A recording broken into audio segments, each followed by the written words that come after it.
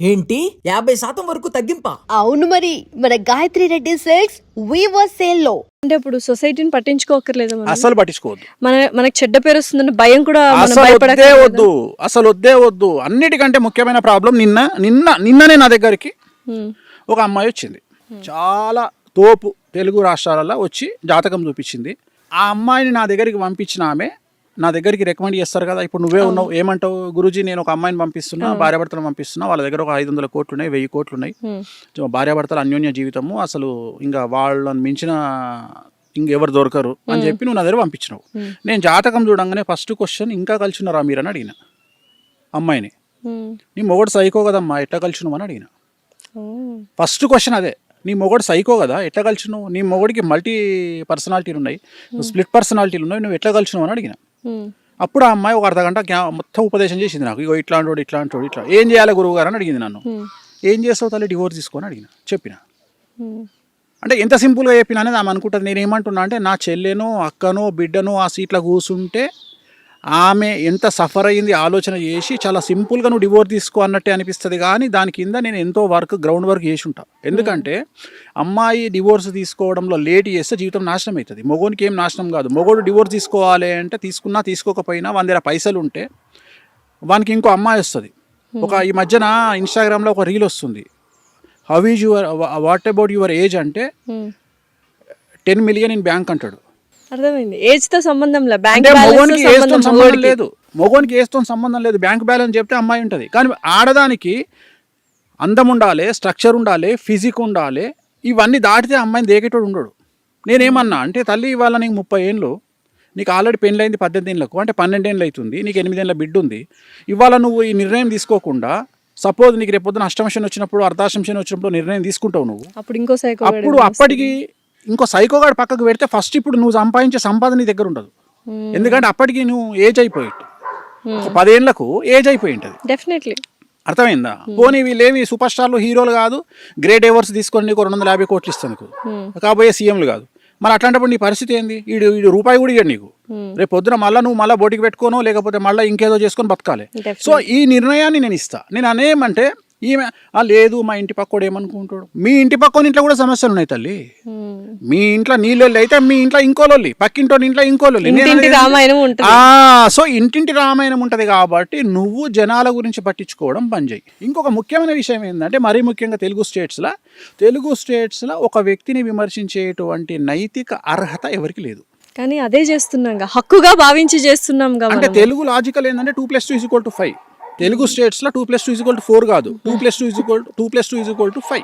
So ఇక్కడ డిఫరెంట్గా ఉంటుంది. ఇప్పుడు మన దగ్గర ఎట్లుంటుంది అంటే, మనం ఈ సమాజం అంతా ఫోక్సో గురించి మాట్లాడుతుంటే ఒక 10 మంది వచ్చి సపరేట్గా పెద్ద సినిమా గురించి మాట్లాడతారు. సో ఇది ముఖ్యం వాళ్ళకు. అంటే ఇక్కడ ఫోక్సో కంటే పెద్ద సినిమా ముఖ్యం వానికి. పెద్ద సినిమా ఎందుకు ఆగిపోయింది అనే దాని గురించి డిస్కషన్ నడుస్తుంది. ఎందుకు అంత తెలుగు వాళ్ళంటే ఎందుకు అంత బ్యాడ్ అయిపోయారు అనుకుంటున్నారా మీరు? మానసికంగా చెడిపోయారా తెలుగు వాళ్ళు? అంటే ఎంటర్టైన్మెంట్ కావాలి మనకి. ఎంటర్టైన్మెంట్ ఇప్పుడు నేనే ఉన్నా, నేను ఎంత పర్వర్టెడ్ అంటే రాత్రి 10 గంటలకు ఉప్పల్ బాల్ వీడియోలు చూసుకుంటా, అగ్గిపేట మచ్చ చూసుకుంటా. ఎందుకంటే నాకు వెరైటీ చూడబుద్ధి కాదు. ఎందుకంటే నేను యుద్ధం గురించి ఇన్ఫర్మేషన్ చూద్దామా, ఏం దొరకదు. అంటే నీకు ఏది జెన్యూన్ రాదు కదా న్యూస్లో. నేను అనే పాయింట్ ఏంటంటే, అంత పెయిడ్ న్యూస్ కాబట్టి జెన్యూన్ న్యూస్ ఏమొస్తుంది, ఇరాన్లో ఏం జరిగింది అనేది చూస్తే మన ఛానల్లో అది రాదు. మన ఛానల్లో పచ్చళ్ళలో ఇంకోటో నడుస్తుంటది. సో నేను అనేది ఏంటంటే, నేను మళ్ళీ నేషనల్ న్యూస్కి పోవాలి, అక్కడ కూడా ఇదే పెంట. సో దాని బదులు ఇంటర్నేషనల్ న్యూస్ ఛానల్ చూసుకుంటే బెటర్. నేను అనేది ఏంటంటే, ప్రతి ఒక్కడు పర్వర్టెడ్ అయిపోయిండు. నేను అనేది నైతిక బాధ్యత, నేను అనేది క్వశ్చనింగ్ లేదమ్మా. అన్నిటికంటే ముఖ్యం నేను ఏమంటున్నా అంటే, దెర్ ఈజ్ నో క్వశ్చన్. ఏది వేస్తే అది నమ్మాలి. అది నిజం కాదని తెలుసు. అయినా సరే నేను రాజకీయాలు అట్లే అయినాయి, సినిమా ఇండస్ట్రీ అట్లే అయింది, ప్రతి ఒక్కటి business, products, promotions, everything. Celebrity అనగానే పుక్కడికి దొరికిండా మీకు? ఎవడు పడితే ఏ హీరోని తిట్టడము, హీరోయిన్ తిట్టడము, యాంకర్లు తిట్టడము, ఇష్టం వచ్చి నోటికి వచ్చిన తిట్లు తిట్టడం. పద్ధతిగా ఉన్నా తిడుతున్నారు, ఏం చేయాలి చెప్తున్నా. ఇప్పుడు అందుకని ఒక సామెత ఉంది కదమ్మా, పెట్టనమ్మ ఎలాగో పెట్టదు, పెట్టేముండకి ఏమైంది అని. ఒక సామెతనే ఉంది, పెట్టనమ్మ ఎలాగూ పెట్టదు, పెట్టేముండకి ఏమైంది అని. అట్లా నిండుగా బట్టలు వేసుకున్న అమ్మాయిని తిడుతున్నారు.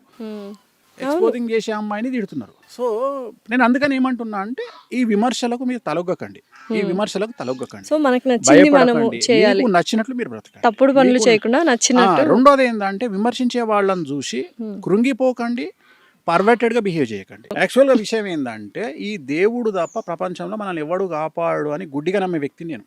ఓకే. అర్థమైందా? సో కలియుగంలో ఈ భక్తి పెరగడానికి ప్రధానమైనటువంటి కారణము ఇదే ఏంటంటే అమెరికా లాంటి దేశాలలో సైకియాట్రిస్టులు ఉంటారు. వాళ్ళ కాన్ఫిడెన్స్ తగ్గంగానే డాక్టర్ దగ్గరికి పోరు, వీళ్ళ దగ్గరికి పోతారు. పోయి మాకు ఇట్లా అయ్యింది అంటే వాడు ఏదో బూస్టింగ్ ఇచ్చి పంపిస్తాడు. మన తెలుగు రాష్ట్రాలలో, భారతదేశంలో, టోటల్ ఇండియాల పరిస్థితి ఏంటంటే ఇక్కడ ఎవరికి ఏ ప్రాబ్లం వచ్చినా ఆస్ట్రాలజీ దగ్గరికి పోతారు, లేదా గుళ్ళ పంతులు తిరిగిపోతారు. పోతే ఇక్కడ గుళ్ళ పంతులకు ఉన్న పర్మిషన్ ఏంటంటే నువ్వు దేవుడి యొక్క గొప్పతనాన్ని ఒక పూజారిగా చెప్పాలి. ఇక్కడ ఆస్ట్రాలజర్ గొప్పతనం ఏంది అంటే నేను భగవంతుడిని ధ్యానించు, నీకు ఇంకెవ్వడు అవసరం లేదు అని వాళ్లకు బలమైనటువంటి ఒక భయాన్ని పోగొట్టి వాళ్లకు ధైర్యాన్ని నింపడం నా యొక్క కర్తవ్యం. సో నేను ఇక్కడ ముందే చెప్పి నీకు ఈ ప్రాబ్లం ఉంది, ఉదాహరణ భార్యాభర్తలు విడిపోతారు, అయ్యా మీరిద్దరు విడిపోయే అవకాశం ఉంది, ఇగో నువ్వు మొదలే చెప్తారే నీ పెళ్ళం కొట్టినా నువ్వు కంట్రోల్ ఉండు, నువ్వు కోపానికి రాకు. అట్లా మీకు ముందే తెలిసిపోతుంటే జాతకాలు జాతకాలు చూసి ఖచ్చితంగా చూసి తెలిసిపోతాయి కదా. సో ఇప్పుడు జాతకంలో వాళ్ళు ఇలాంటి మనుషులను తెలిసినప్పుడు దాన్ని కొన్ని పరిహారాలు చెప్పినప్పుడు ఆ జ్యోతిష్యంలో చెప్పినవి మనం తిరగరాయొచ్చా? ఇప్పుడు ఆ మనిషి కోపం తగ్గించుకుంటాడు. ఇప్పుడు భార్య భర్తలు ఇద్దరున్నారు, మీ భార్య కొడుతున్నా కామ్గా ఉండు అంటున్నారు కదా. సో కామ్గా ఉంటే వాళ్ళిద్దరి మధ్య సఖ్యత పెరుగుతుందా అంటే అప్పుడు జాతకం తప్పే కదా. జాతకంలో అందరు విడిపోతారని ఉండదు, జనరేషన్ డిసైడ్స్. 1960లో పుట్టినటువంటి భార్యాభర్తలు పెళ్లి చేసుకుంటే ఖచ్చితంగా భర్త కొట్టిన భార్య పడుతుంది. ఎందుకు? ఆనాడు ఆ అమ్మాయికి, ఆ స్త్రీకి ఫైనాన్షియల్ ఫ్రీడమ్ లేదు. ఇప్పుడు ఉన్నటువంటి అమ్మాయికి 1990 తర్వాత పుట్టినటువంటి అమ్మాయిలకు ఫైనాన్షియల్ ఫ్రీడమ్ ఎక్కువ. రెండవది కాలసర్ప దోషం అనేది చాలా తీవ్రత. రెండవది అందం మీద కాన్షియస్ చాలా ఎక్కువ. సో ఇంద్రుడు ఇచ్చినటువంటి శాపం ఏంది అంటే ఎవరైతే అందమైన అమ్మాయిలు ఉంటారో వాళ్లకు కుటుంబ సౌఖ్యం ఉండదు అని ఆయన ఇచ్చినటువంటి శాపం. అందుకని నువ్వు తీసుకో, ఎవరైతే అందంగా ఉన్న అమ్మాయిలు ఉంటారో వాళ్ళ జీవితంలో భర్త అనేవాడు ఉండడు. రెండవది నువ్వు గమనించినట్లు ఎవరైతే ఆల్మోస్ట్ ఆల్ అందగత్తెలు ఉన్నారో వాళ్ళందరూ చూస్తే ఏజ్ గ్యాప్ ఉన్నటువంటి వాళ్ళని పెళ్లి చేసుకోవడమో లేదా సెకండ్ మ్యారేజ్గా వెళ్ళడమో జరిగింది. అందంగా ఉండడం తప్పైపోయిందా sir? Take any top heroine, definitely Sridevi గారు, సుస్మితా సేన్ గారు పేర్లు చెప్పదలుచుకోలే. ఇప్పుడు లేటెస్ట్ హీరోయిన్ కూడా ఇవాళ ఒక సినిమా రిలీజ్ అయింది. సో ఆమె కూడా. సో ప్రతి ఒక్కళ్ళు ఏజ్ వాళ్ళకంటే ఎక్కువగా ఉండే వాళ్ళని పెళ్లి చేసుకుంటారు. ఎందుకంటే ఎక్కువగా ఏజ్ లో పెద్దవాడైన వాడు తన భార్యను కూతురును చూసుకుంటాడు ప్రేమగా. అందుకని తెలివిగల అమ్మాయి ఏం చేస్తుంది అంటే అలా దగ్గర పోతుంది. ఎవరైతే తెలివి లేని మూర్ఖపురాలు ఉంటుందో ఆ అమ్మాయి ఏం చేస్తుంది అంటే నాకు మంచి అందమైనటువంటి వాడు కావాలి అనుకుంటే మనకు ఆల్రెడీ దుకాణం పెట్టడానికి ఇంకా 7 మంది అమ్మాయిలు రెడీగా ఉంటారు. సో తన్నుకొని వచ్చి వీళ్ళిద్దరు విడిపోతారు. అయితే ఇప్పుడు అందమైన అమ్మాయి అందంగా ఉన్న హస్బెండ్ చేసుకోవద్దంటారు. నేను అనేది ఆల్రెడీ ఖాళీగా లేడు కదా అని చెప్తున్నా. ఓకే. నేను అనే పాయింట్ ఏంటంటే ఇక్కడ ఇంకోలాగా చెప్పొచ్చు, అందానికి ఇంపార్టెన్స్ ఇవ్వకుండా మనసుకు నచ్చిన అది ఎవడిస్తాడు.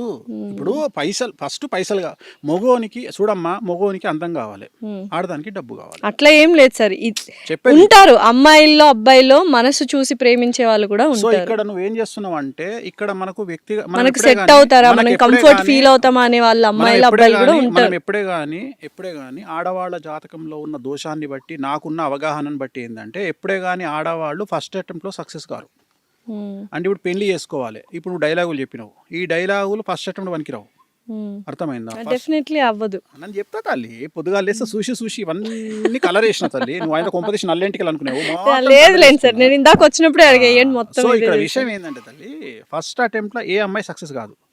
ఎందుకంటే అమ్మాయి గొప్పతనం ఏంటంటే, కలియుగంలో అమ్మాయి గొప్పతనం ఏంటంటే ఇంద్రుడు ఇచ్చిన శాపం వల్ల గంజాయి మొక్కను పెట్టి 100 తులసి మొక్కలు పెట్టి ఒక గంజాయి మొక్కను పెడితే ఈ అమ్మాయి 100 తులసి మొక్కలను చేయితో చింపుకుంటూ వెళ్ళిపోయి గంజాయి మొక్కను అట్లా లేపుతుంది, పైకి లేపి నెత్తిన పెట్టుకుని వస్తుంది. అమ్మాయిలు రెడ్ ఫ్లాగ్స్ ని తీసుకుంటారు. దొంగనా కొడుకులను, నాట్ రెడ్ ఫ్లాగ్స్, దొంగనా కొడుకులను. సో నేను ఇప్పుడు నాకు తెలిసిన ఒక క్లయింట్ ఉంది, ఆ క్లయింట్ నా దగ్గరకు వచ్చింది. నా దగ్గరకు వచ్చి గురువు గారు నేను వీని పెళ్లి చేసుకుంటా అన్నది.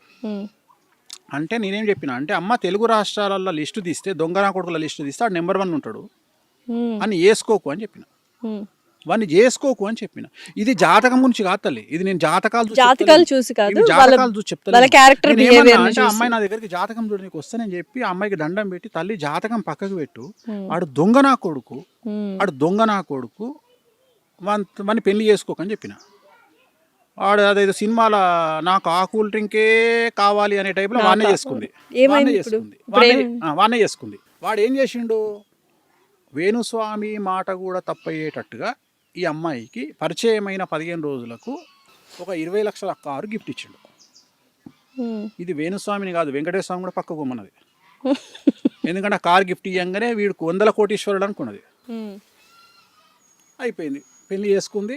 వాడేం చేసిండు, 6 నెలల తర్వాత ఈ అమ్మాయిని పెళ్లి చేసుకుండు. ఈ అమ్మాయి పేరు మీద 2 కోట్ల రూపాయలు అప్పు తీసుకున్నాడు. ఈ పిల్ల పేరు మీదనే అప్పు తీసుకున్నాడు. ఈ పిల్ల ఇల్లు ముంచిండు, ఈ పిల్ల పైసలు ముంచిండు. అమ్మాయి సెలబ్రిటీనే కదా. అన్ని బిస్కెట్ చేసిండు. బిస్కెట్ చేసినాక ఈ అమ్మాయి ఏమైపోయా, అయ్యో హలో లక్ష్మణ అని కూర్చుంది. అమ్మాయి సెలబ్రిటీనే కదా సార్. తెలియదు నాకు. అయిపోయినాక మీకెందుకు చిత్రమైన తెలియకుండా విషయం ఏంటంటే, ఉంటుంది? ఇంకా డివోర్స్ కూడా కాలే, ఆడు ఇంకో సెలబ్రిటీతో దుకాణం పెట్టిండు. పా. నేను అనే పాయింట్ ఏంటంటే, ఇక్కడ మంచి చెడు అనేది యు కాంట్ డిసైడ్. నువ్వు ఒక వ్యక్తి మంచోడా చెడ్డోడా అనేది నువ్వు డిసైడ్ చెయ్యలేవు. సో నేను అనేది జాతకాల పరంగా డిసైడ్, వీ కెన్ డిసైడ్. జాతకాలు చూసి వీళ్ళిద్దరు కలిసినాయా కలవలేదా, వీళ్ళు విడిపోతారా. జాతకాలు చూసిన తర్వాత కూడా గొడవపడి నువ్వు విడిపోతున్నారు కదా. అనుకుంటున్నావు జాతకాలు చూసిరు అని, నువ్వు జాతకాలు చూసిరు అని యూ కాంట్ డిసైడ్. గణాలు చూసి ఇన్ని గణాలు అబ్బో గొప్పగా ఉన్నాయి గణాలు అనేది తప్పు. ఎందుకంటే 8 ఈక్వేషన్స్ లా ఒక్క ఈక్వేషన్ గణాలు, ఇంకా 7 ఈక్వేషన్స్ ఉన్నాయి. సో నువ్వు గణాలు అనే మాట తప్పు. అసలు జాతకాలే కాదు అది. గణాలు అనేది జాతకమే కాదు. జాతకాలు చూసి అనకు దానికి. ఇక కొంతమంది మేధావులు పేర్లు మార్చి పెళ్లి చేస్తారు, నీకు తెలుసు అనుకుంటా. అమ్మాయి పేరు మారుస్తారు. అవును, పేరు మార్చేస్తారు అమ్మాయిది. మరి ఇప్పుడు నేను రేవంత్ రెడ్డి అని పెట్టుకుంటే సీఎం అవుతానా? సో నేను అనేది ఇది.